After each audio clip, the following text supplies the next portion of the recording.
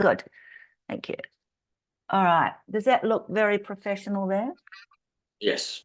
Excellent. That's what I was aiming for. Okay, let's have a look at this. Welcome to CHCMHS001, which is work with people with mental health issues. Okay. We'll do welcome to country now. So in the spirit of reconciliation, Hayter Institute of Education acknowledges the traditional custodians of country throughout Australia and their connections to land, sea and community. We recognise Aboriginal and Torres Strait Islander people as the first inhabitants of this nation and the traditional custodians of the land on which we work, live and study.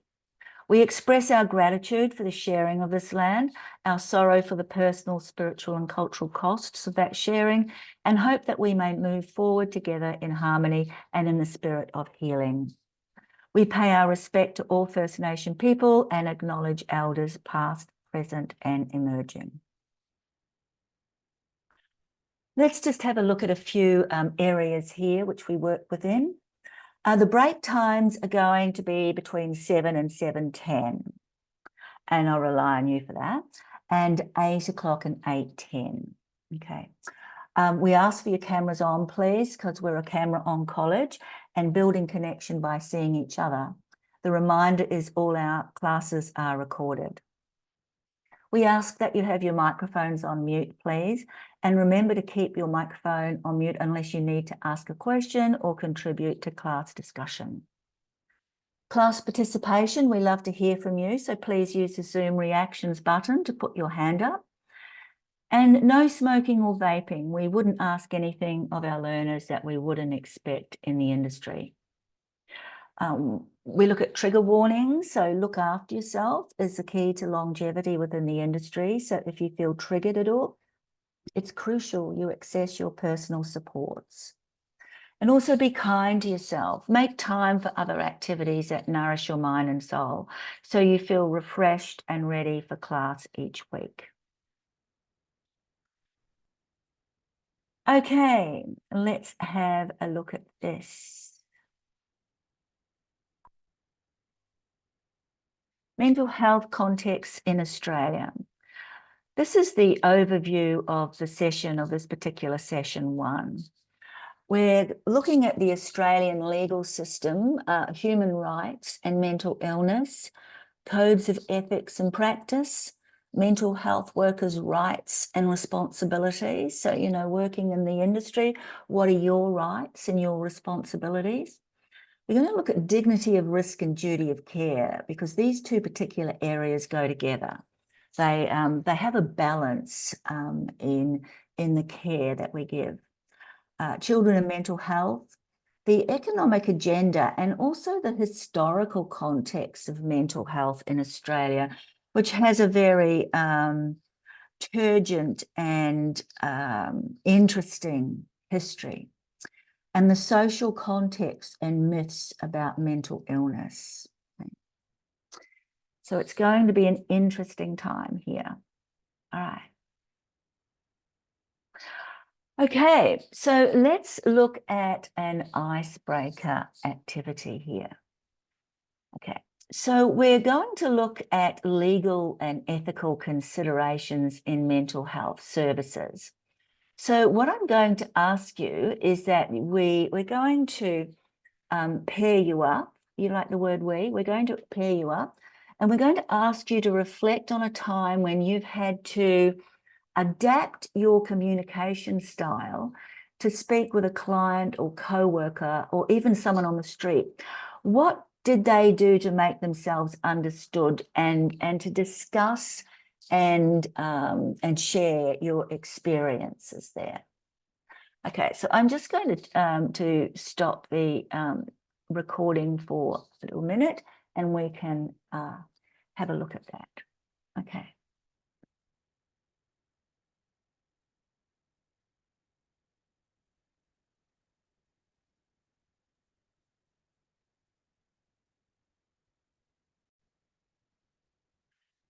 But just speaking about forms of communication and speaking with someone who that we have to adapt our form of communication or the way we speak to them. When we're working in some of the areas, I've worked in areas where people have had, for example, motor neuron disease, and there is an ability to use augmentative devices. You know, big word. Augmentative devices such as resources, for a better word. Augmented devices such as this particular man had a computer, and he would be able to type into the computer his program, and that would speak for him. And he was such a little rascal, that because this was in one of the hospices I worked in, that he put a woman's voice in there and not a man. So whenever I ask somebody ask him a question, this woman's his voice would this answer as him, and he just thought it was hysterical, like just hysterical. So that was really interesting to look at. The other devices we have are like a board, and there are the areas of the board that the person can point to and that will bring a word out. A lot of the time, working with people who have perhaps had lived through a stroke, the family often did that in where I worked at that particular time, put together a folder of photographs. So there would be a photograph of the shower, and there would be a photograph of a cup of coffee, and so the person would be able to do that. Now, all of these different ideas are for you to keep so that you can use them whenever you feel like them in your future life working in this area. I would suggest that you, and Christina's probably already done this as well, that you have on your desktop of your computer a folder like a toolbox that you can put any, do a Word document up and put any ideas in it, that you've heard, keep that in there. When we go through the laws and the acts, you can put those in there, and the definition of what that act does, and then what it alludes to. Because many times in a lot of courses in this area and community services, you're asked the same question in a different way. So if you're asked a question about the act, which you often are, you will already have that sitting there for you. Don't forget to put a reference to where you got it, like the Merriam Dictionary or the Oxford Dictionary, for example. So keep those there. That's always been really handy. And also for some students as well, it's easier to use a Word document to put your responses into, and then consider it and put it into online. So it means, you've always got that there, and there's not an instance that you could perhaps lose that and end up in a fetal position under your desk sobbing. And that's a true story too. It was another one of my students. So you've got it there to refer back to as well, and keep that in your folder too. Because as you go through, like I know when I've been working, I thought, I've seen that before, and I've gone through my folder, which is now about 10 folders, and that's right, I'm going to try that. I'm working with someone who has this and this and this, and that's right, I remember reading about that research, and I put that in that particular folder on my desktop. So just some tips there that may help you, and may help you through with your study.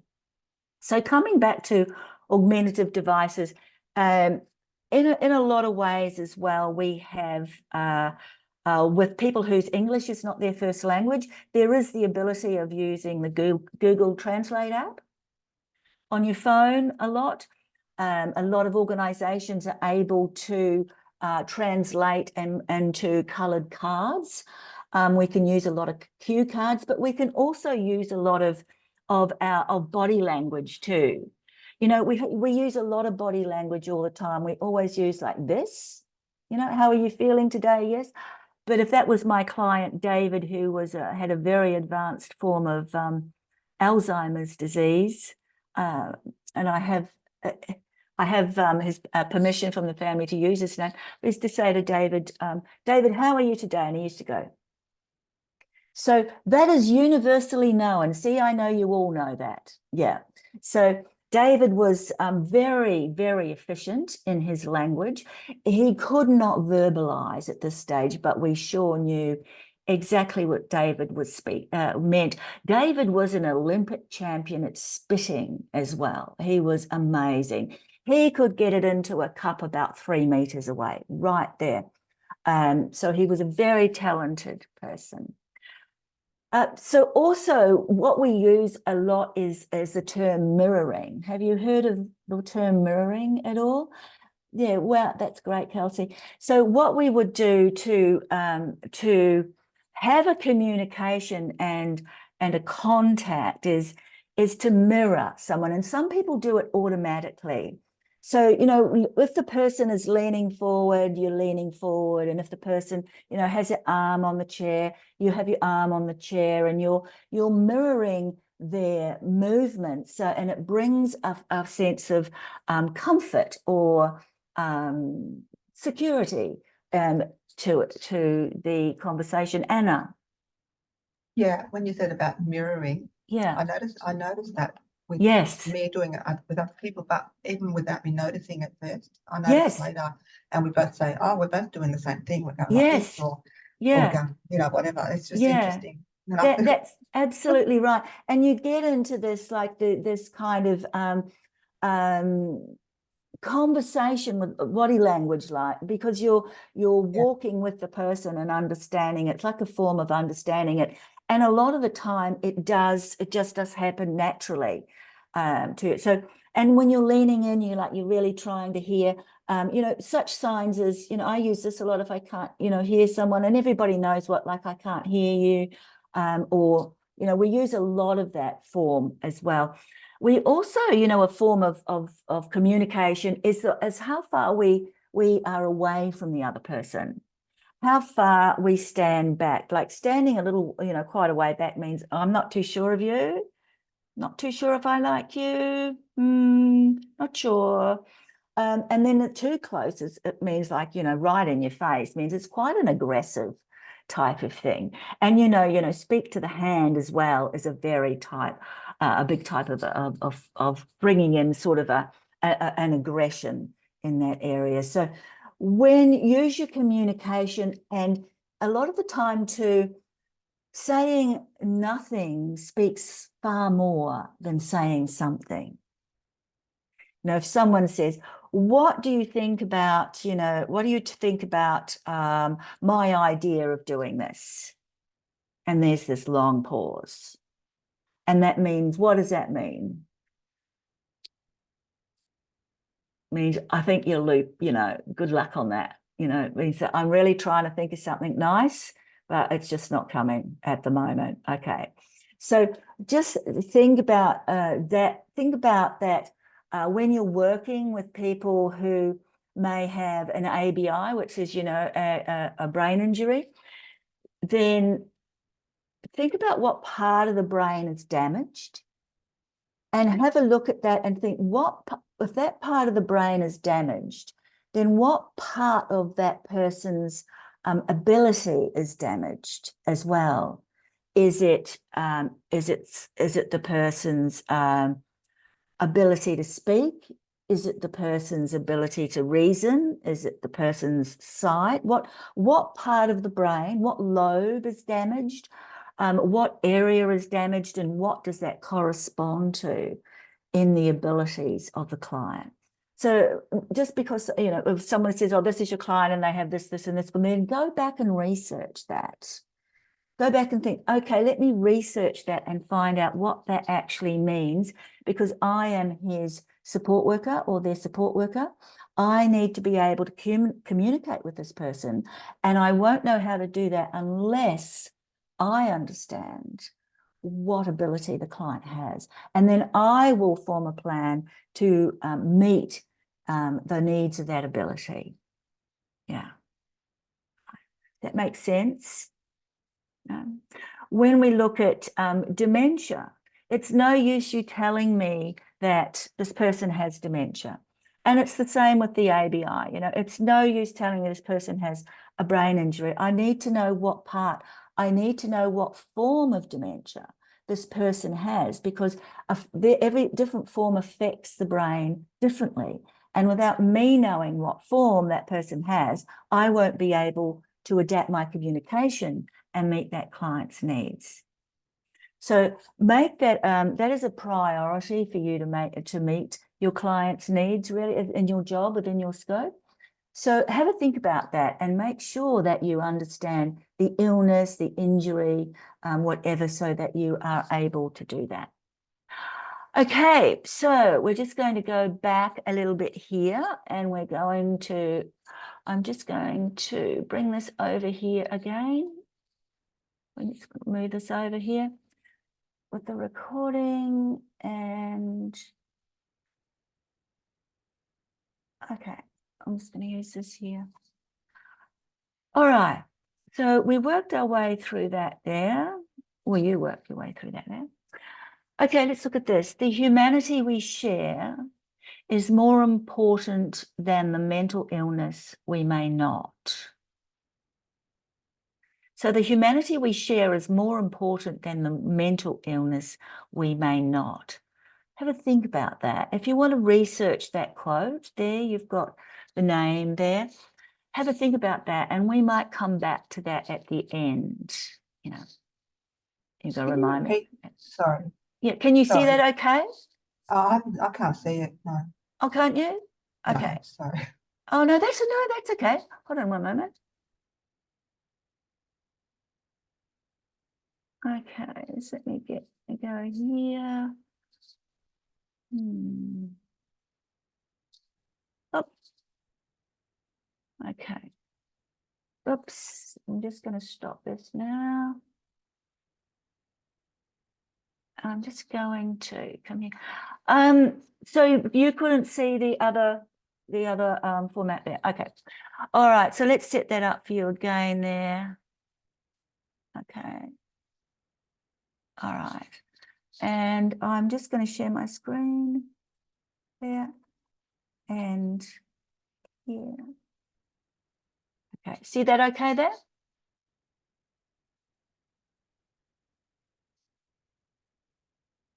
Yep, is that all good?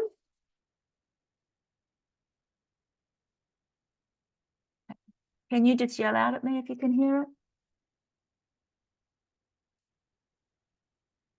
Oh, you can't hear it, you can't see it at all? Yeah, I can see it. Excellent. Yep. Great. Yep, let's see it. It's just a form of communication. Yeah. All right, so have a look at that, research that if you need to, and we can come back to that at the end of the class. Okay, let's go on to the next one here. We're going to look at the Australian legal system at the moment, and we're going to look at this particular part here. So both legislation and common law affect the role of the mental services worker. So both legislation and common law. So does anyone know what the difference is between common law and legislation at all? You can just yell out to me if you need to. Okay, so there are two main sources of law in Australia. There's case law or common law. And they're based on the decisions of judges in the superior courts. Okay, so the case law or common law is based on the decisions of the judges in the superior courts. The legislation is law made by Parliament. So can you see the difference there? So there's legislation where Parliament legislates, and there's common law or case law, and that's based on the decisions of judges. And the judges get their assistance here by looking back on past verdicts and trials similar, so they make their own decision in that area. And also, it's very important that you understand how to do your work in a legally compliant manner. Can I just make sure that those microphones are off a little at the moment? I'm just getting some feedback there, but it could be my hearing.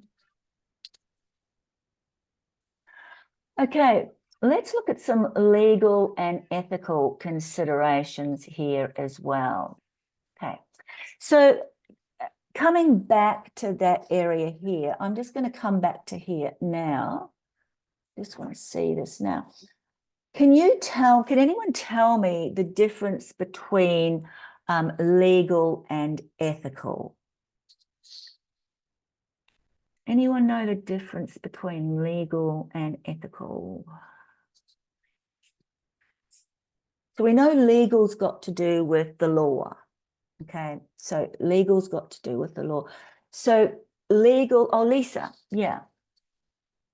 Yeah, legal has to do with following the law, Yeah. and ethical is by doing the right thing. Yeah. And how do we know what to do the right thing would be? How do we know that? What affects what gives Our us our morals. values and our morals? Where do we get those from? Where do we get our morals and values from in life? Have a think. When you were little, who did you look up to? Who told you what was right and wrong? Our parents. Yes, yes, exactly. Yeah, fantastic.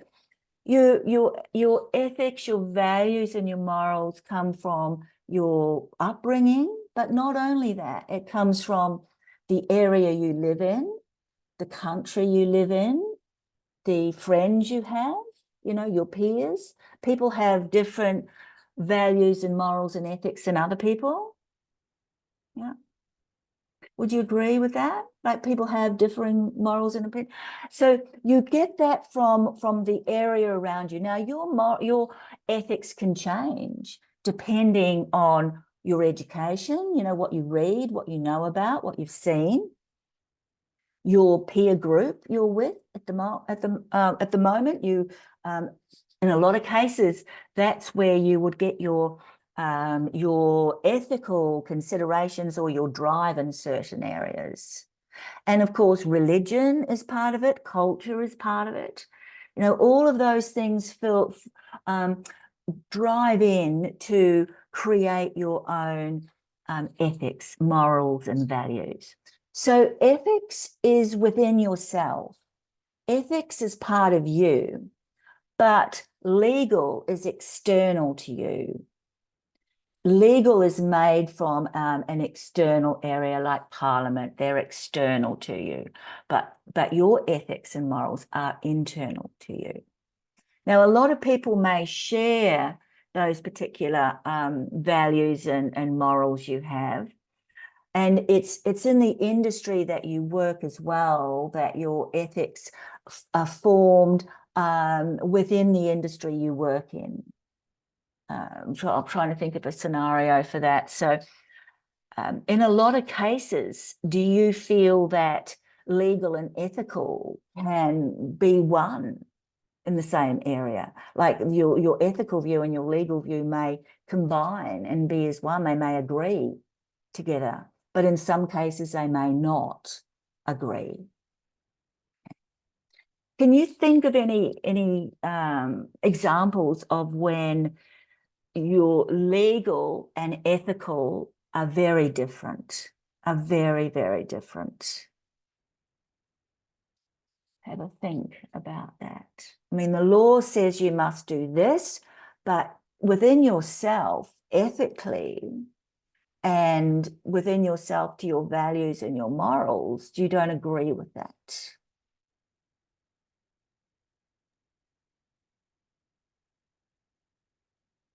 Anna. Yep. Oh, yeah. Peter, sorry, Peter.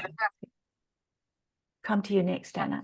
Yeah, Peter. Oh, I guess Um, it's like, sorry, Anna, you go ahead. no, you can go, Peter. You go. Okay, Oh, I you should were have so put the polite. hand up. It's all right. There you go. Okay, I'll quickly go. No, don't be quick. I guess it's kind of like driving in the car. You could legally take an action that will mean someone will run up your ass and they are in the wrong. But Yes. ethically, it's not the right thing to do. Yes, yes. Ma'am. That happens It's to me just- all the time. And Yeah. ethics need to really, I hope they do, but ethics need to underpin our law. Good ethics, that is.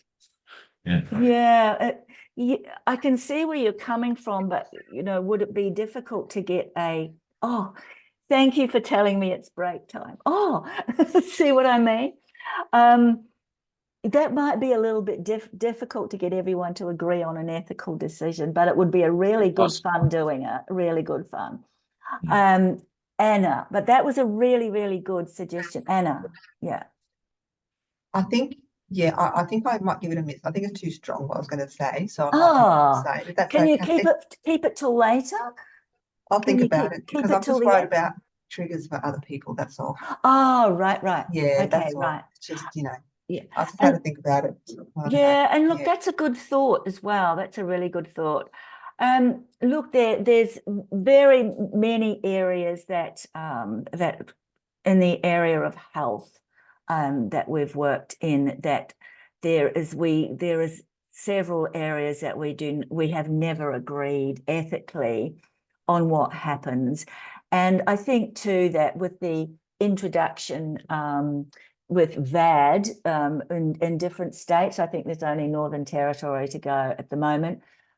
For people who VAD is volunteer assisted dying, that people, the support workers that work in that area, they are allowed to say, you know, no, I don't agree with her. So really it has taken that serious. So Peter, that area there has taken that into consideration, that people will have an ethical and moral and values that they do not want to, this is not an area they want to be part of. So they are able under the law to say, no, I don't wish to work in that part as well. So that's one example of where that has brought the ethical side and considerations into. Okay. Bug, yes. Yeah, I guess I would say the legal and ethical obligations are often don't intersect for me. I think ethics often come first, and I don't often believe in the things that the legal system says. Yeah. Obviously they're in place for a reason, but for example, in the Northern Territory recently, a single Aboriginal mother was given a $500 fine for stealing a $6 box of tampons. And to me, that's obviously an insane ethical dilemma. And obviously, legally, sure, stealing's wrong, but in what world is that a decent ethical yes consequence for that action? Yes, yeah, that's a really interesting example that that has huge ramifications. You know, not that one example has huge ramifications throughout the country. I believe, like I trained a class in Nooka, which was 3 hours east of Catherine. Do you know Nooka? And the ladies in there, I trained them for some time, and they're just amazing. It was just a really incredible opportunity. So I very much understand that reason. And, you know, remember that right at the beginning when we said nothing about us without us, you know, this is that other saying, this is where the saying comes in. It's not, you need to ask us if you want to do something about us. No. All right. So look, I only missed by 10 minutes tonight, but let's have a break, and it is a 10-minute break. So we're back at 7:20. I'm just going to pause the recording. Whoop.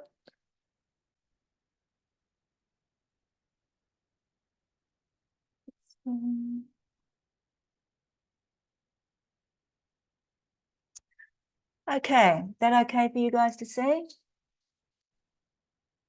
I take that as a yes. Yeah. Yes. Oh, wonderful. Thank you. Okay, so we talked about the differences between legal and ethical, and also about how they can both perhaps meet in some cases, but in some cases they are far apart. So let's go into Commonwealth Acts that affect the community services sector include, but are not limited to. So these are the acts or Commonwealth Acts that you work under. So it can be the Freedom of Information Act, 1982. It's a long time ago. It can also be the Privacy Act, 1988. That's just part of my brain at the moment, the Privacy Act 1988, the Family Law Act 1975, the Racial Discrimination Act 1975, Disability Discrimination Act 1992, and the Sex Discrimination Act of 1975. Okay, so there are also quite a few more acts that you work under. When we look at the Privacy Act, we talk about privacy and confidentiality. So privacy is about the person. So privacy is, I always remember it by the letter. The P is the same for privacy and it's P for person. So privacy is actually about the person, and confidentiality is about the data pertaining to that person. So how that we need to keep that data or information about that person private. The Racial Discrimination Act and the Disability Discrimination Act can, you can see that obviously the Sex Discrimination Act are obviously in the area of discrimination, but we also work under other acts too, such as the WHS Act. That is an area that is of huge consideration in all of the jobs that we do, because we look at particular areas such as risk, a risk to the client, risk to the organisation, and a lot of different areas of risk. Say, for example, loss of reputation, physical harm, etc. So all that comes under the area of risk. So these are some of the acts that we work under. Okay. Age discrimination. Okay, so now we get into the area of human rights and the United Nations Declaration of Human Rights. Now, I tell all of my students that it would benefit you to download the Declaration of Human Rights. There are 30 articles, there was last time, and they will pertain to a lot of the work that you do. Okay. So you can download that from the United Nations site, and it's in a PDF, so you can keep that in your folder if you wish. So this is an area that a lot of your learning and your knowledge comes from regarding rights. And rights to people with mental health challenges, and rights to support workers that work under this area too. But it comes under human rights. And some of it is very interesting. And before, when we talked about the difference between legal and ethical, we have a chance at the end of it to go into different areas that human rights can be a little bit grey in some of the areas as well, which is quite an interesting thing. Okay, so just a little bit of information regarding the Australian Human Rights Commission. So according to the Australian Human Rights Commission, the Universal Declaration of Rights articulates the fundamental rights and freedom for all. The General Assembly of the United Nations adopted the declaration on the 10th of December 1948. That came about really because after the two preceding wars, so after 1945, the United Nations came and they formed this Declaration of Human Rights. Australia played an important role in the development of the Universal Declaration of Rights. Australia was at the first meeting and carried through a lot of the other meetings as well. It was adopted by the General Assembly on the 10th of December, as I said, 1948, and it was motivated by a lot of people or countries that agreed on a comprehensive statement of human rights.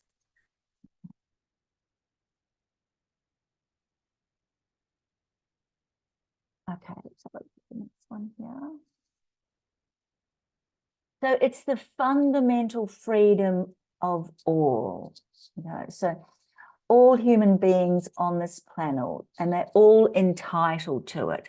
So you have an entitlement, you have a right to have fresh water, you have a right to have a roof to sleep under, you have the right to vote, you have the right to be innocent before convicted, you have the rights to do that.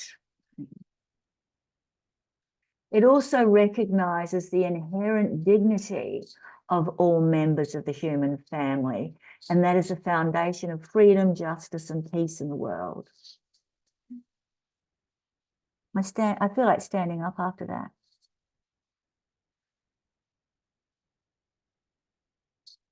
Oops, let me go back one.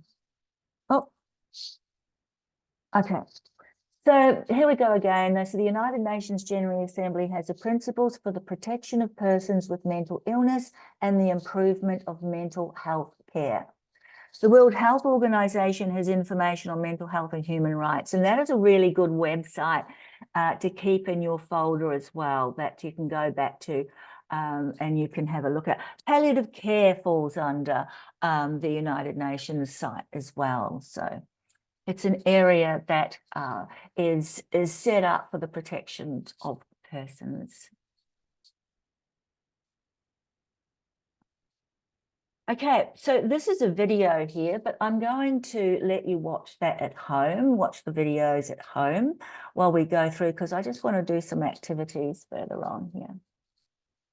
Okay, so now we're looking at codes of practice. So as well as the law and the acts we work under, we also work under codes of practice. And the area there is called the Australian Community Workers Association. And underneath that, we can look at, or ACWA as it's called. It's the practice guidelines. And I think this was printed in somewhere like 1975. Now, it's quite thick. You can download it from the website. And you can also look at the ethical practices that come under that. The provision of service and support, and confidentiality in the workplace.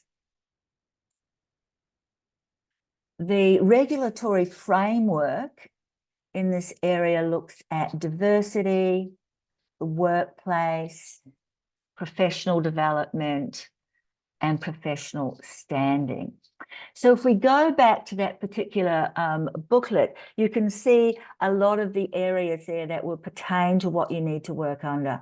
But your organisation, the organisation that you work for, will also educate you, will put through as part of your work induction the codes of practice that you work under. And those will cover these particular areas. Okay.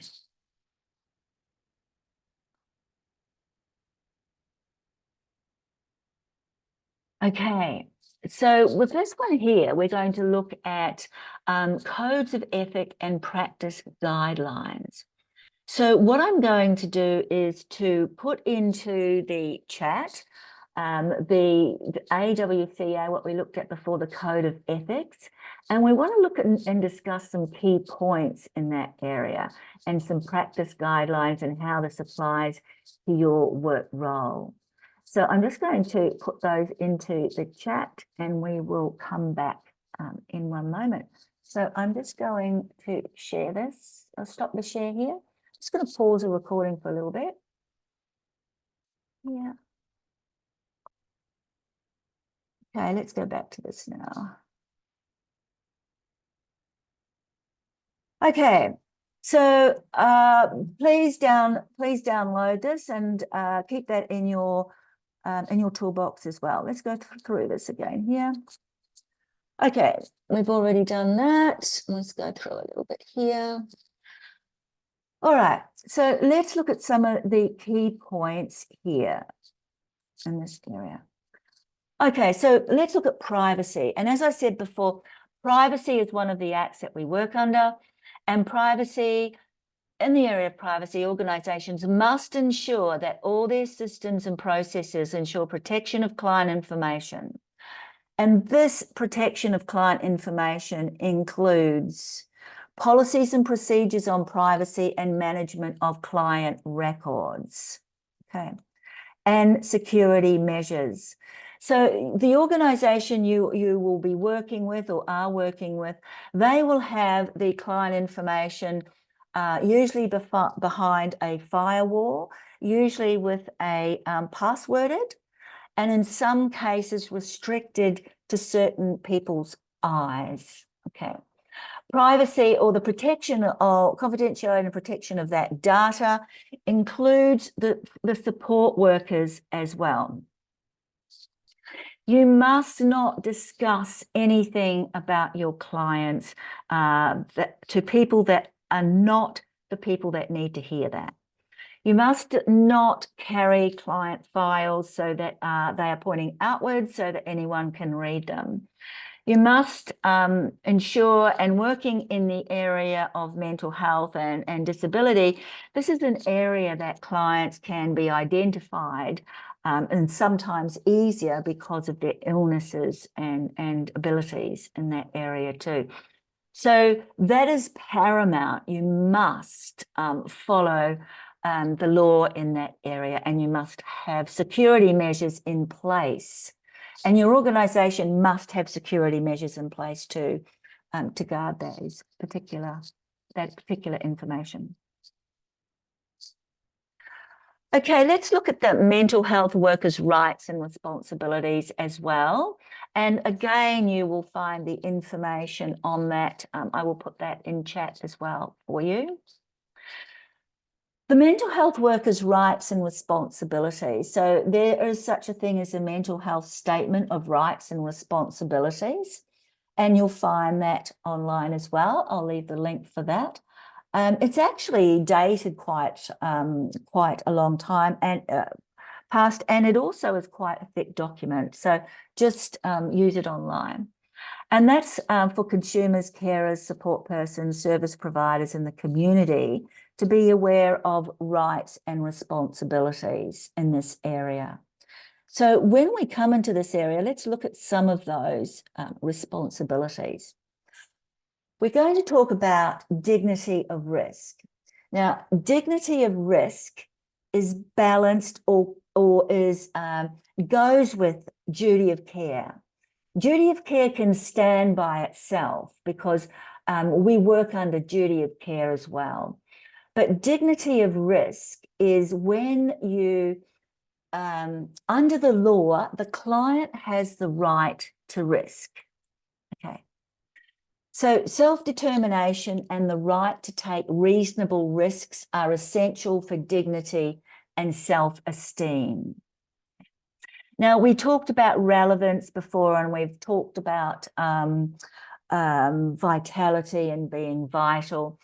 The dignity of risk gives the clients the chance to take risk.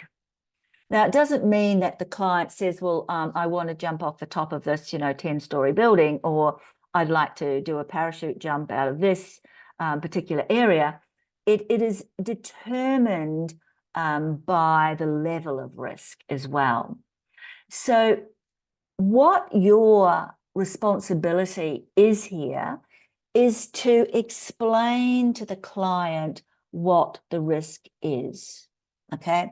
So the client has a right to take risk, and dignity of risk is balanced by duty of care. And duty of care tells you, and duty of care is the next one up, but duty of care tells you you are to do no harm to this client. You are to do no harm to the people that you work with and to the organisation you work for as well. So dignity of risk is balanced by duty of care. And these enable respect of the person's autonomy. But sometimes it can be a little bit difficult to work that out. Let's look at this last one here. So dignity of risk, they state, should not be hindered or stopped by overcautious caregivers concerned about their duty of care. But in a lot of cases, it's kind of, as I said before, a kind of difficult to work this out. So, for example, let's go a little bit further here. This is a really important area. So duty of care is your responsibility of the person to do everything within their power to ensure a safe and healthy environment. Now, we work under duty of care, and you'll hear that often. Oh, it's my duty of care to do this. Oh, that comes under duty of care. Or as we say, do no harm. So you must do everything within your power to ensure a safe and healthy environment. Oh, So really, it is a balancing act. So duty of care and dignity of risk are a fine balancing act because, first of all, you're told, I must take care of this person. It is my duty to make sure this person is safe. It is my duty to make sure that this person is not abused in any way, that this person has a safe home to live in, that this person is traveling in a safe car. It is my duty of care to do that. But also that person has the right to take risk.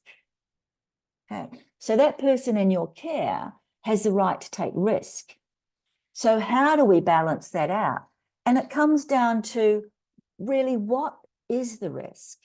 And if you, so for example, if you had a client that was a high, just for example, that was a falls risk, that had difficulty walking, that was he had a falls risk, that had, you know, difficulty balancing and was a falls risk. But this client wanted to walk from here down to the, you know, 100 meters down to the shop at the corner. But your duty of care says, but this, my client has difficulty walking. You know, it's my duty of care to look after this client. But then again, the law says, but this client has the right to take risk. Are you stopping this client from taking risk? You know, are you stopping this client from being independent and not having autonomy? You know, you can't do that as well. So, and sometimes it is a really fine balancing act.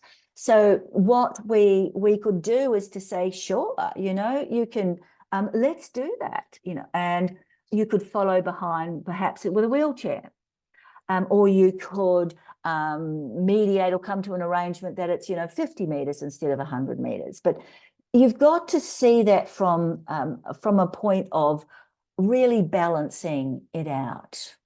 Okay. So these two work together in mental health services. Okay. So in a lot of ways too, clients need to learn such things in some areas about life skills, for example, life skills about and you know, re-looking and relearning things such as working in a job, you know, having employment. They might look at in mental health area. There's a big area of teaching the client, showing the client, working with the client to have the ability to catch public transport. So, and that is a really, really scary thing for some people in mental health areas. So what we do is what we call something called fading a lot of the time, is that we will have the client with us, and the first thing we will do is take the client to the bus stop, for example. So he's getting the bus, and this was an actual client, getting the bus and taking the client down to Maroochydore, where he will catch the train. Okay, so first of all, we take him to the bus stop, and here is where you catch the bus, and then, you know, the next 2 days' time, we take him into the bus and show him how you get a ticket and whatever you do with your card, and sit down there. And we go for that for some time. And then there comes a time that, you know, you will just, the client does it themselves, but you will have a support worker sitting down the back watching. Or you'll have another support worker at the end of where the bus ends up waiting. And so you take back a little bit of the control, you know, you fade it back a little bit. So that client gets to be have his independence and make decisions, but he also has that safety net. So he has the dignity of risk of taking that risk. He has the chance to do that, but he also, you and your organisation have also employed duty of care there to provide backup in that area while he still is able to take risk. Okay. Now think about that as well, because duty of care does not only pertain to the client, you looking after the client, it is to the people that you work with, the person that is coming on at handover time to take over the next shift. It also pertains to your organisation. You have a duty of care to your organisation to work within their codes of practice and to follow your scope.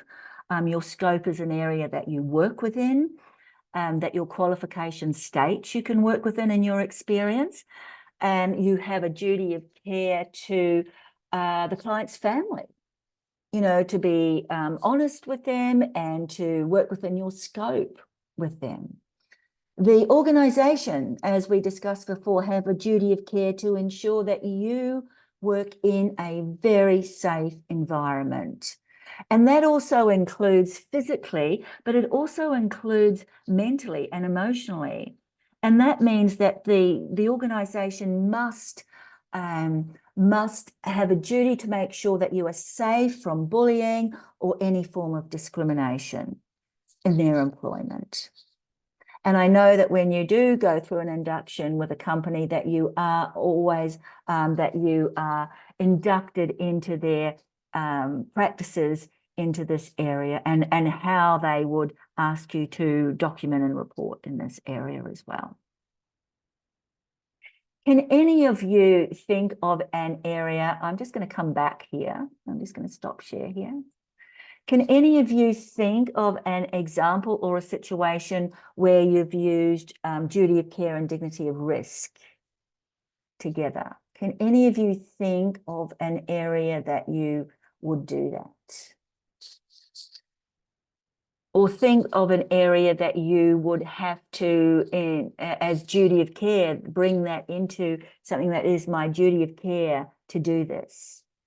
Yes, yes, Lisa. When somebody is or has to take medication for their mental health or any kind of health reason. And it's your duty to ensure that they are safe in taking that. So you're looking at the medication and then matching that with the client. And then how is the dignity of risk? How do you mean that in that area? So the client has a right to take risk. Yeah, no, yeah, they do.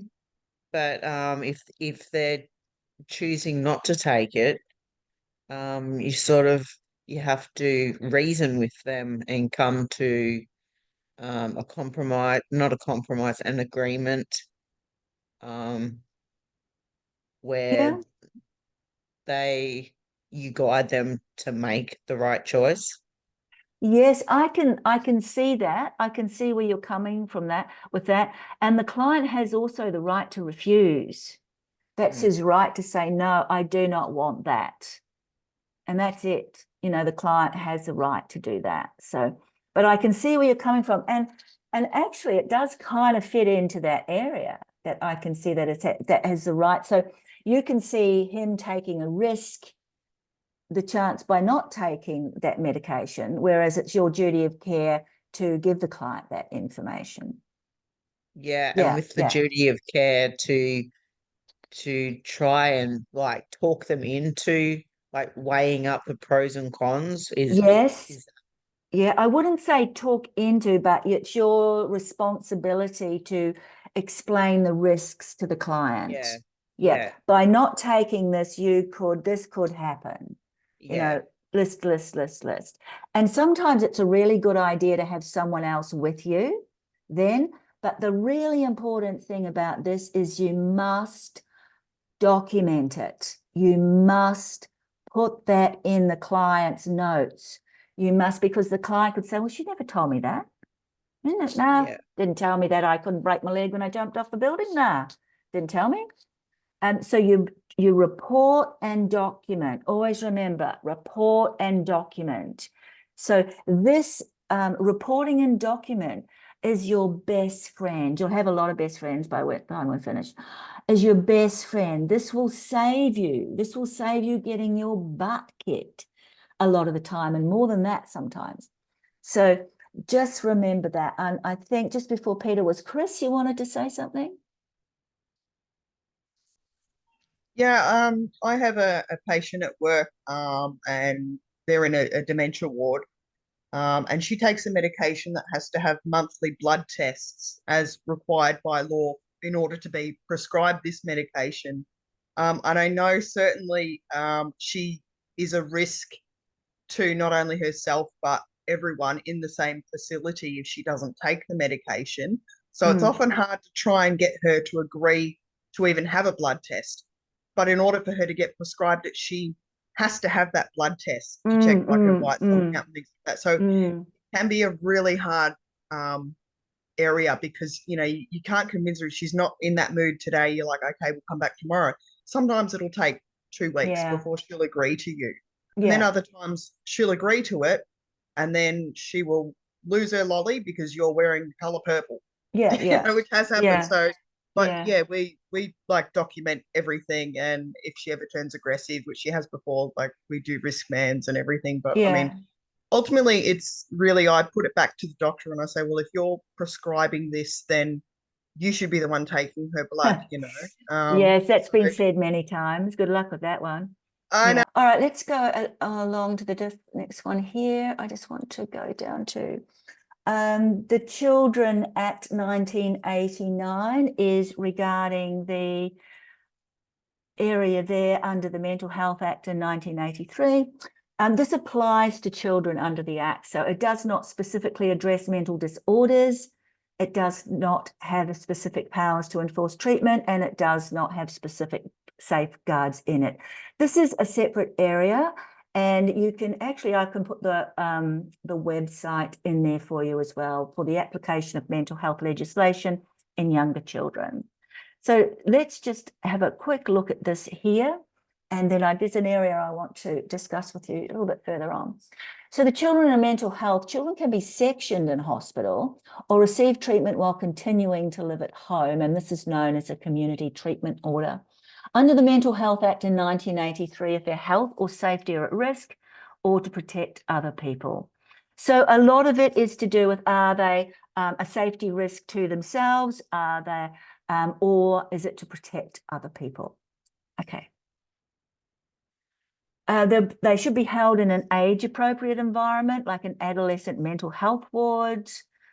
And we're looking now in the informed consent area.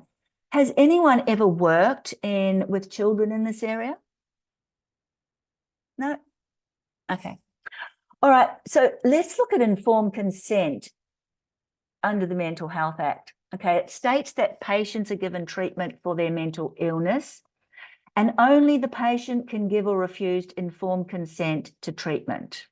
Okay. Only the patient can give or refuse informed consent. And no other person or body authorized by law to make decisions for the patient can give or refuse informed consent to treatment. Just a quick look at mandatory reporting here as well, which is mandatory reporting is a legislative requirement for selected groups of people to report suspected cases of child abuse and neglect to government authorities. This is an area that you need to be trained in as well. Parliaments in all Australian states and territories have enacted mandatory reporting laws. Just let me come back here for a minute with you as well. Okay. When we looked at informed consent, so Chris, in the area that you work with, you will have clients that do not have capacity. Okay, is that correct? So Yep. Have you an understanding of what capacity means with clients, or under the Mental Health Act, what capacity means? That they're not able to make informed consent. Absolutely. Yeah, yes, absolutely. And a little bit more. So capacity is a person's ability to understand the nature and effect of the decisions they make. So they must understand what the decision is. They freely and voluntarily make decisions, and they communicate those decisions in some way by either signing it or verbally stating it. If the hospital can't get they'll get informed consent by you talking into a recording, etc., over the phone. So that's informed consent. So if you do not have capacity, if you don't have the ability to do all those things, who does that for you? How do you get how do you get consent? Who does that for you? Who makes decisions for you if you don't have capacity? Legally, who makes those decisions? Would Does be anyone a know? guardian or a state trustee, wouldn't it? It could be a guardian. It could be so the states have all different things. In Queensland, it's called an enduring power of attorney. So we have powers of attorney, and New South Wales, I think it's a guardian. But basically, what you do is that when you've all got a will, I know that all of you have a will, and you also have your enduring powers of attorney or your guardianships all set up as well. So that if you are in a time of your life when you are unable to make decisions, you do not have capacity, you're unconscious, or you cannot make a decision, your enduring power of attorney, your guardian steps in. Now, this is a signed document. I've got 3 enduring powers of attorney, which are my 3 sons, so they'll have a huge fight about it. There's 3 of them. So that'll take a while. So they make decisions. So when my stepfather couldn't make decisions, then my stepbrothers and I were signed for him. We could sign all the bank orders, we could sign his property, we could sign and make medical decisions for him until his capacity, he got capacity back. Now, the doctor is the one that states this client does not have capacity. There's tests. And the doctor then comes back and says the client does have capacity again to do that. Okay. So if you hit, hope this doesn't happen, but if you are suddenly taken tomorrow into a hospital and you're unconscious and they have to do this operation or that operation, your guardian or your enduring power of attorney steps in and makes that decision, knowing what you want. But, and this is a big but, if you are in a life and death situation and you are on a ventilator, for an example, you need to have an advance care directive signed and set out, and that will tell the medical team what you want. Like, I don't want to be on a ventilator for 4 years. I don't want this. I want this. I don't want antibiotics. Now, where Chris works, or where I've worked, you must have an advance care directive. Like working in a hospice, you must have an advance care directive. And that will tells us and everyone around you what you want. No, we need to, if you've got a DNR, a do not resus, you cannot be resuscitated. Everyone has to stand back. Now, the DNR is usually kept on top of someone's fridge. That's usually the first place that the paramedics will look if they, if the ambulance comes in to take you away. So this is your responsibility to have that, because when you get into like your organization you work with, this needs to be in the client's files. Now, how many people working in an aged care facility or a hospital know who's got a DNR? And it's your responsibility to know that. It is absolutely, because it is in breach to resuscitate someone who does not want to be resuscitated. Okay. So this falls into your responsibility as well. And it falls into an ethical responsibility of yours to have an advanced care directive so other people know what to do. Because it's a time of life that people are emotional, they're high, highly strung, they don't know what to do. What does she want? She wants this. No, she doesn't. She wants this. And, the family are in chaos. So I don't know what she wants. No, she wouldn't like that. Yes, she would. And a lot of the time you put your biases on those decisions and not what the person wants. Yes, Chris.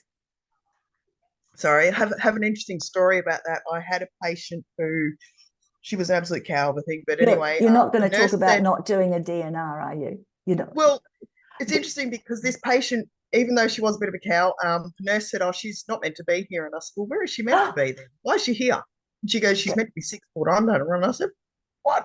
it's pretty horrible. I mean, she's bad, but and she goes, Oh, no, they revived her, no, even though we might just stop it Oh. because it's in breach of law that. Oh, is So, it? Oh, sorry. yeah, it's actually in breach of law, but I'm sure they'll edit that out. I thought it was going to go this way, and I kind of like I've had it before. I thought, but it is actually breach of law. So, but it is a really, really interesting area. But this is I just want to make quite sure that you understand your responsibility in this area.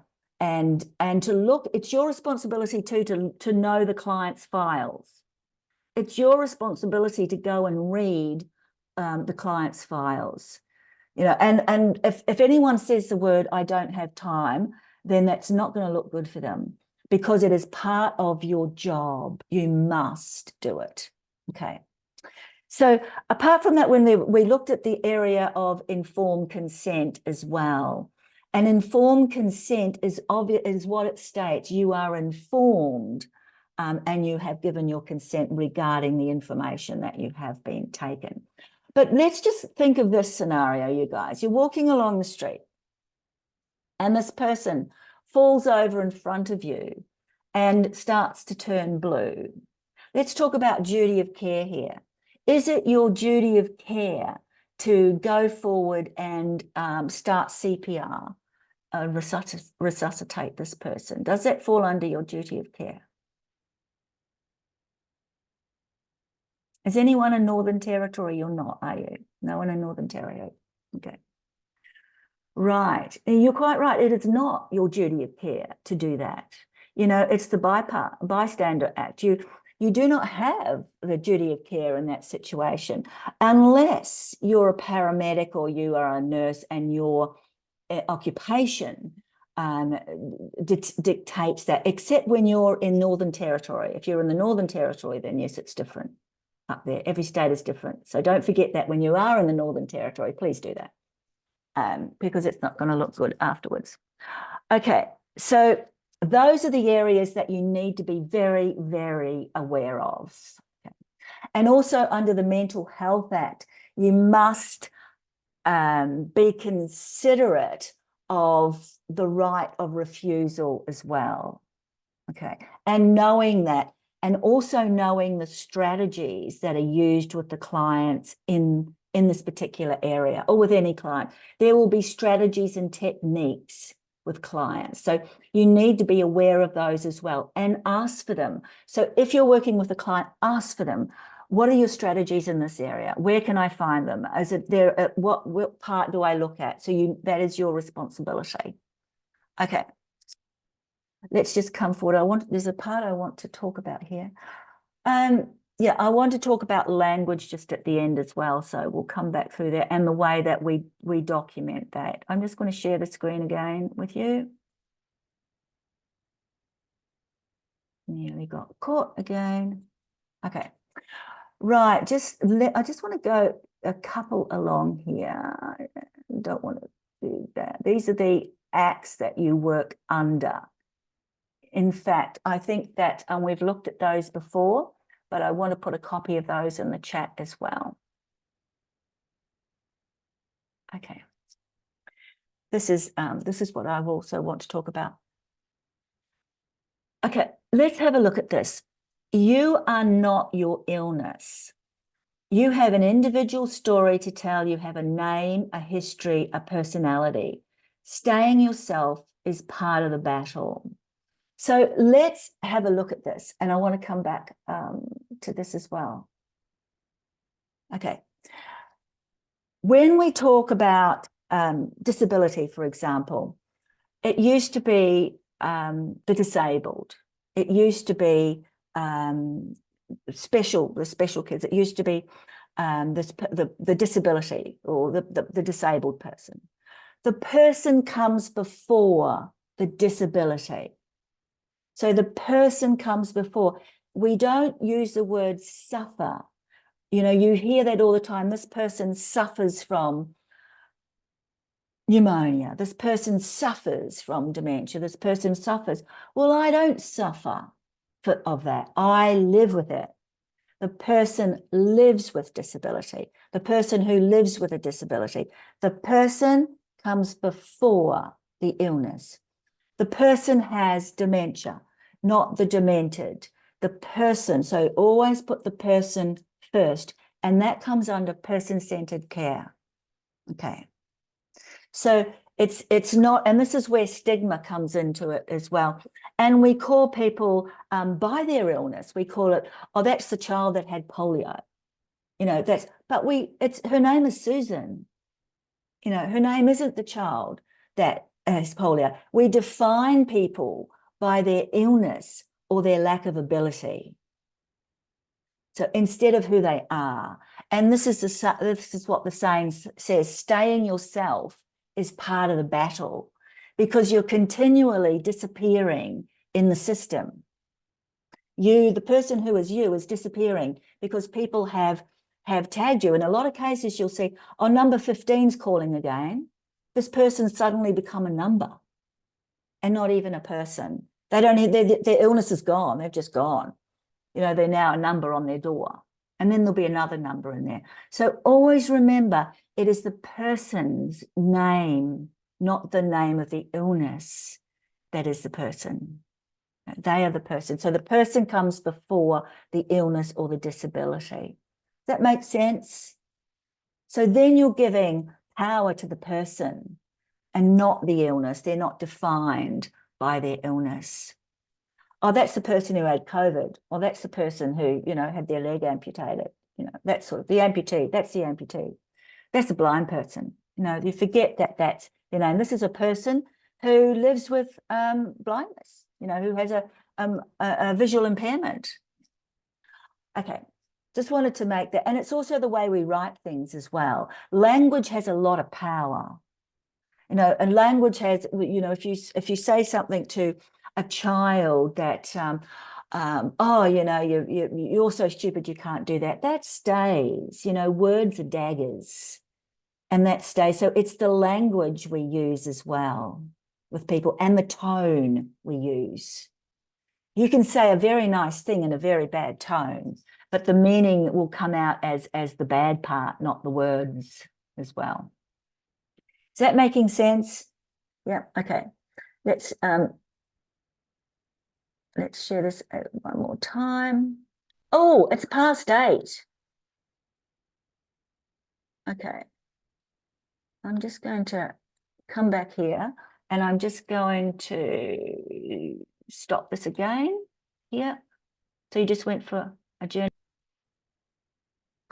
Okay, so the breaches to the acts, if you breach your duty of care, if you breach your privacy and confidentiality, if you breach the Discrimination Act, you can go to court, you can be sued, you can have a fine, you can, of course, lose your job. So may the organisation you work for as well. Okay. You can be, your documentation, I'm thinking about progress reports here, can be subpoenaed to court. You can be subpoenaed to court.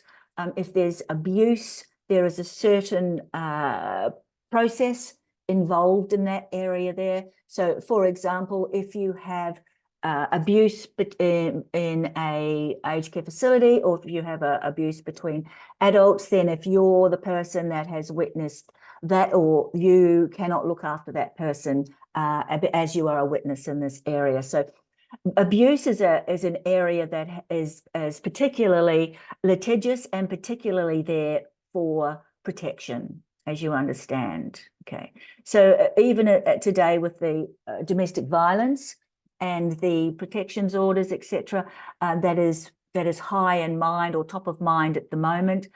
If you're working in this area, and did any of you say you wanted to work in this area of domestic violence at all, Vivi? Yeah, that you are extremely mindful, and you understand that when you go into work in this area with your drug and alcohol and mental health area, that you may decide that I might work in this area. So please just try the areas before making the decision. And every skill that you pick up is used across almost every area anyway. Okay, so I'm just going to come back to this one here. I'm just going to do this now. I'm just going to share the screen and quickly bring this back up. I just had to work with this so I could get some of those links for you and send them out, but you'll see in the chat that I've put that out there for you as well. So bear with me on this here. Okay.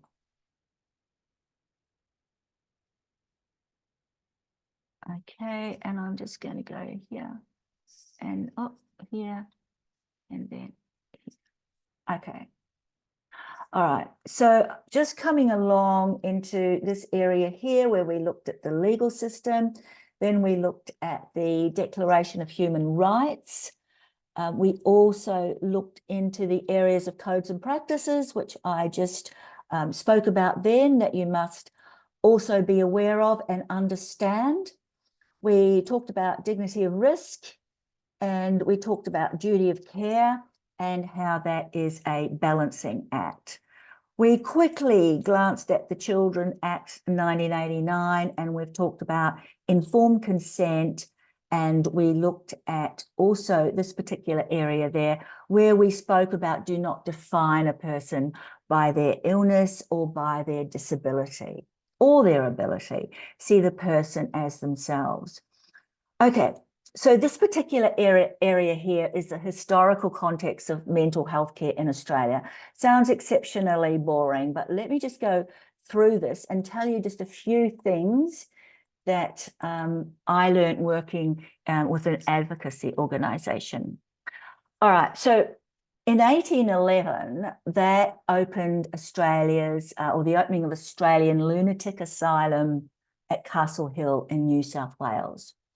So the area that people with mental health problems that we talked about before when we talked about people in secure units, they went to a place called the Lunatic Asylum, which is a horrid name. Mental illness was viewed as madness and related to bad blood or character flaws rather than an illness. The management of these institutions were custodial and by physical restraint, isolation, and control. So almost it was like a prison. Little emphasis was on treatment, and staff were staffed by untrained care assistants. So in disability, we look at two areas. We look at the medical model of disability, and we look at the social model of disability. The medical model sees disability as an illness that is to be treated. The social model states that disability is a construct of society. So society has created disability by such things as environment, by such things as having stairs and steps, so people who have the inability to walk cannot access it. It's an access and a right of access. So it says society has constructed that.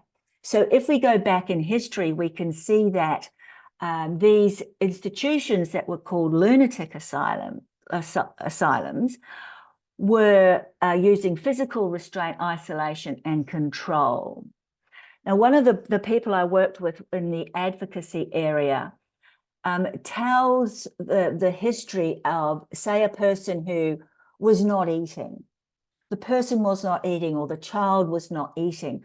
What they did was they used a technique called bird feeding. I hope I've got this correct. Bird feeding, in which they wrapped a towel.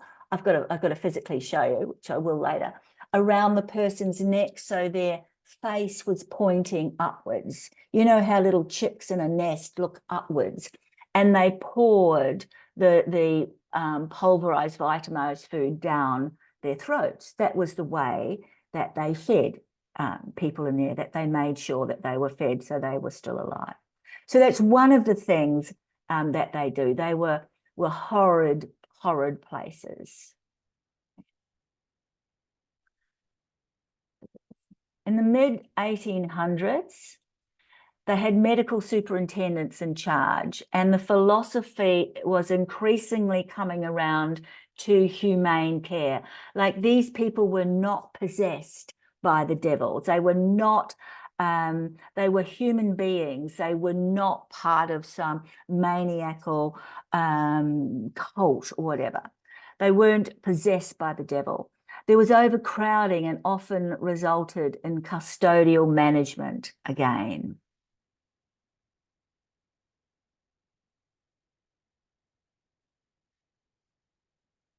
So let's look at this. So historically in 1867, there was an act by Parliament that sends people with mental illness to asylums rather than prison. Okay. But then we've just heard that it was a lot like the prison that they were in before anyway. In the 1900s, the separation of mental illness and mental retardation. Male attendants remained untrained. Don't know why it's only male attendants remained untrained. A medical superintendent started training staff, and there was introduction of female staff considered. When we look at the 1950s to the 1980s, we see that it was expanded nursing curricula. So they brought more nursing techniques into it. We're now looking more to the medical model here. There was a commencement of specialisation in nursing. There was illness approach to mental health problems. So they're seeing mental health problems as an illness and that they could be cured. They had a focus on curing people of this. Major tranquilizers were developed in this area, and pharmaceutical management rather than physical restraint was possible. And this is the beginning of nurses working therapeutically with clients, individually and in groups. So looking at therapy, group therapy in this area. Coming up to the 70s and 80s, there was a scaling down and the closing of these psychiatric institutions. So they started to close those down. There were smaller units in general hospitals, and I think that we mentioned that before. And there was an increase in community-based care. Like, there's a lot of community-based care in mental health, a lot of peer support and lived experience. Reduction in length of stay in inpatient units, and significant numbers of people that were never admitted to hospital get well managed. Currently, there's significant numbers of people never admitted to hospital, and they're well managed. And they're well managed through support, community support, trained individuals like yourselves, working for organisations, people receiving care with their own family and community setting, and using the least restrictive environment possible. Okay. And mainstreaming, so being part of the community, because it takes a village to raise a child. Okay. Is there anyone that has any questions here at all? Okay. Let's go on to this one. This is the social context of mental health care, and we're going to look at the stigma surrounding this, because this can be a part of a lot of issues in mental health as well.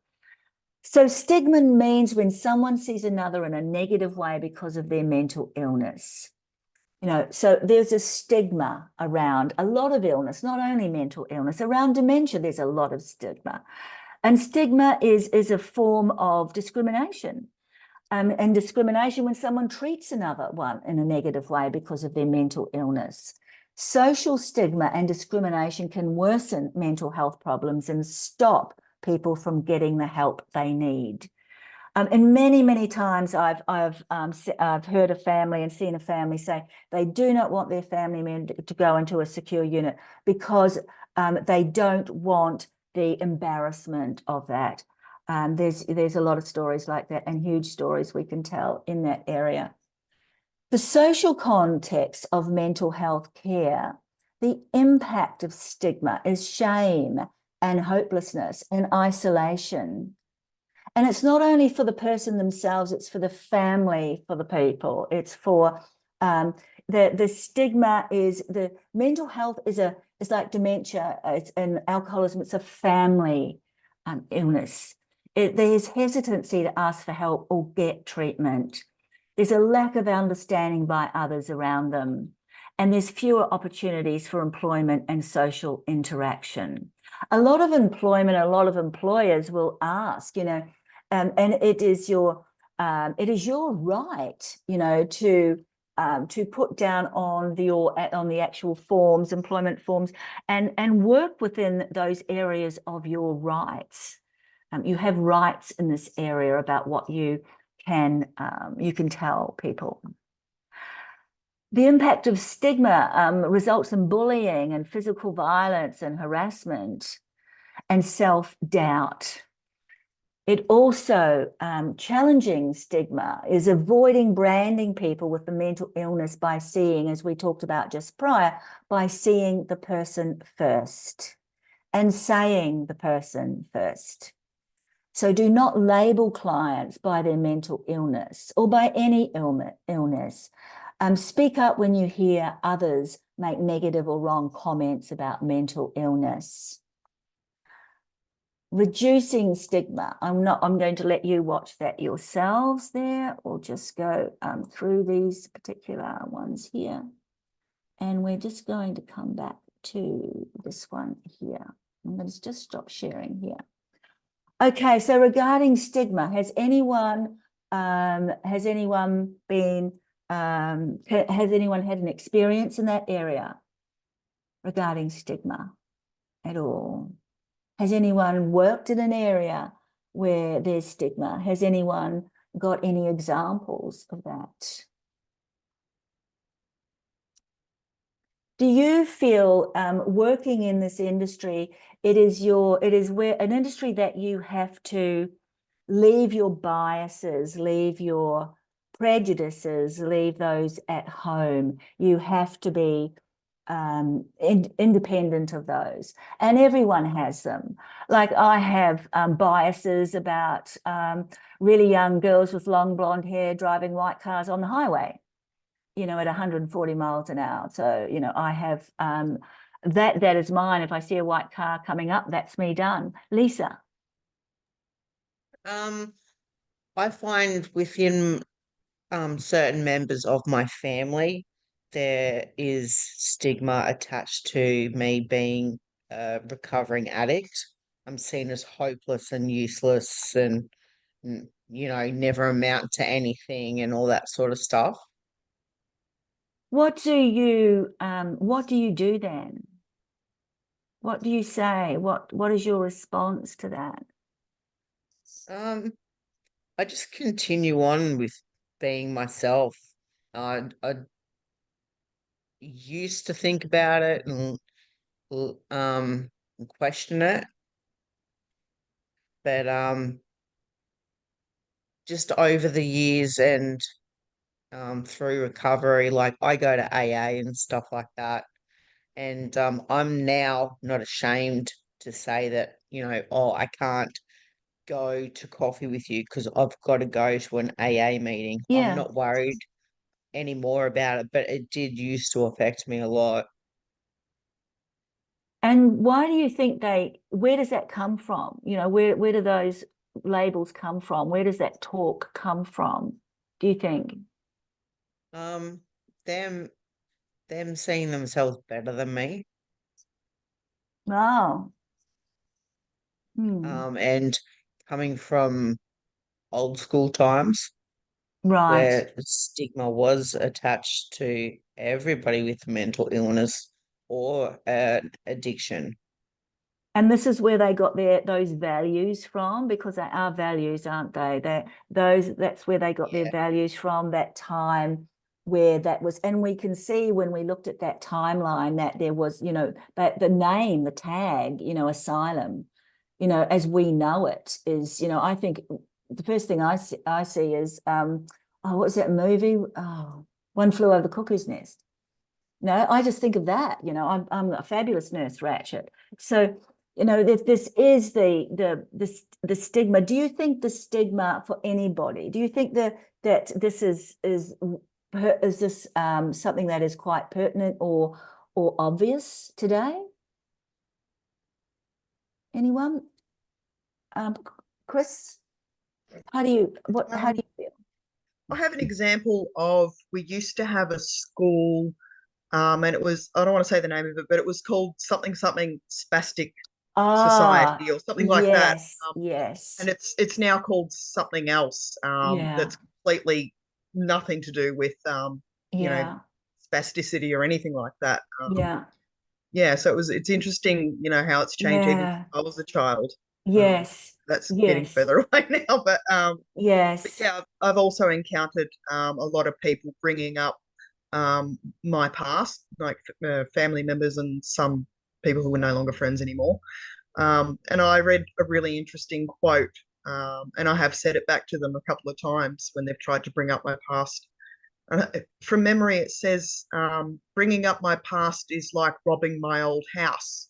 I don't live there anymore and they're not my possessions. Wow, that's lovely. So I think that's a really good quote. And I have mentioned that. mm. I'm like, I'm not that person that I once was. And, if you don't mind, I'd like you to not keep bringing it up because I'm different to what I was. So, And I've everyone grown has and changed, and everyone deserves the chance to change, I think. absolutely. Oh, absolutely. Could you put that in the chat, please? That saying. I Certainly think that's can, really yeah. nice. I think that's lovely. Jane. Yeah, with the stigma, I get it not from my family. They've been super supportive of me, but I go to AA meetings and NA meetings, and I socialise a lot with them. But it's my family go, oh, I don't want those druggies hanging around and all of that. And I'm going, whoa, wait a minute, I'm one of them, but they don't see me as that. But they see all of these other people, and like you said, everyone needs a chance. And if I'm one of them, and if I'm not going to give them a chance, who is? Yeah, and that's a really big stigma still. Yes, yeah, absolutely. And so what do you do then? What do you say to them when they say things like I that? just turn around and say, these are the nicest people I've ever met. Yeah. And they are off the drugs. Yeah, And I said, so, I'm off alcohol and I'm a really nice person too, aren't I? Yeah. So, yeah, I try and just spin it around. Yeah. And just say, Yeah. don't forget, don't be so judgy. Yes. I'm one of them. What is it? He who throws the first stone? Yeah. But it's, you see how they define the person by their illness. Yes, exactly. No, that's Peter, that's John, that's Susan, those are the people. The tag like that. Like you don't do you see that happen anywhere else? Anywhere else would that happen? Yeah, exactly. And it's having that response. So is it education? I mean, how many times have we tried to educate people in this area? Oh, is it education? No. Is it bringing, if anyone has got a theory here of how you can make this this form of understanding come into the community. Domestic violence has done it, but unfortunately, it's done it the really, really hard, horrible way. It's just horrible. It is an epidemic. It is a crisis. So, but we know what domestic violence is. But how can you see how mental illness how can that be brought into community to see it as the illness it is in a holistic way?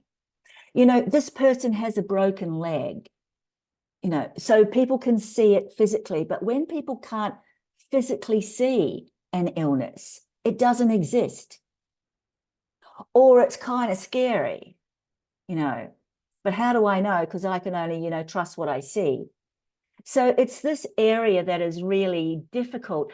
And it's an area that working in this industry, we all have to come to terms with or have some response with. It's the same with me walking into a secure unit and people, saying to me, oh, I remember at a dinner party, they said, oh, where do you work? And I told them, they said, we don't have anything like that here. And I thought to myself, you seriously do not know who's in there. So, you know, we don't have that here. You know, we're normal here. And I just think you have no idea what normal is. But see the judgment that is made, see the discrimination. And I don't know what you do to deal with this. So if you've got any idea, then please let me know. Okay. All right. So a little bit after 9, because I just never make that quite on. And thank you, Bug, for trying to tell me. So next time, you know, if there's a next time, you know, like Love Actually, can you just hold up this big sign? Yeah, that says it's 7 o'clock, and then you can put it down. And the next one, just have 2 ready for me. That'll be great. Okay, guys. So what's one thing that you took away from tonight? What's one thing that may stick in your mind from tonight? While I have a drink of water. One thing that you'll remember. My one thing will be not naming the disability, but naming the person, because I'm guilty of that. Yeah, and it's so true. It's something that I will take to my job when I get one. Yeah. It's like, you know, people say, oh, it's the pedophile in the corner, or it's the junkie downstairs, or, you know, it's defined, the person is defined by their illness. And that has happened and it's just the way of training yourself to do it. It's just the way of stopping yourself and then going back and putting the word person before the illness or the disability. Yes, Lisa. Yeah, I'd take that away as well. It's reassuring to know that we and other people are being trained for that. Absolutely. Absolutely. And it's just a response that you can say to people. My name is Lisa, and this is my illness. Yeah. And this is my car, and this is my house, and this is my bag. You know, these are what labels that people use as well. It's really important. Language is really important in our industries. All right, guys. So I know night sessions are always challenging. I'm just going to stop the recording at the moment.